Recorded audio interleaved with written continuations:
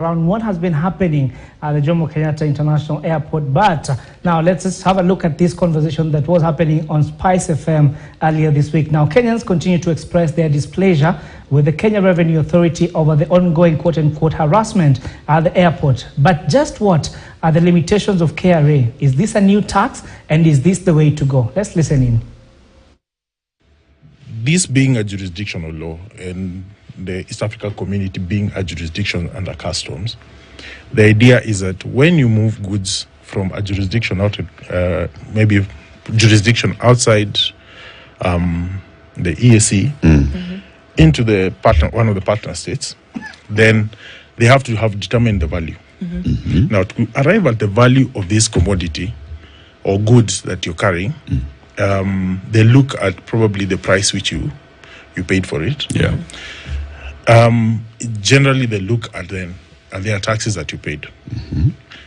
As VAT works, ideally, you should have gotten a refund for the goods. If they're exiting the country. If you're exiting that country. Right. But when they get to Kenya, they look at the cost of that good. They look at any other taxes that were levied on it, so to arrive at that price. Now, if you incurred any transportation cost other than probably having it in your luggage and all that, they'll include that. Then they will apply what you call the customs duty. Now, the rate for custom duty differs depending with the kind of good or the state of the good you're bringing in. So you'd find finished goods would have a higher rate than when you're carrying semi-finished goods or raw materials. Completely raw materials. Yeah. So at that point, the rate of duty will apply. And then if it's the good you're carrying is also vatable, then VAT will also apply. Okay. Yeah.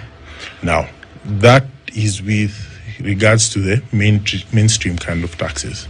Now, you'll find there are levies, other levies that will also be lumped on the goods that then you pay and get your goods. When I say when they've finally woken up, is that they've been put in a situation where the demand for them to meet their tax targets is so high. And now they're racking up their heads and they're going back to legislation to see what they should have implemented and had not been implementing in full. And now they are making every effort to make sure that they do it. Okay, so that's a challenge, and that's why I'm saying they are finally woken up. They're finally woken up, and you'll notice this across other tax heads as well. All right, let's talk inflation numbers first before we go into that conversation.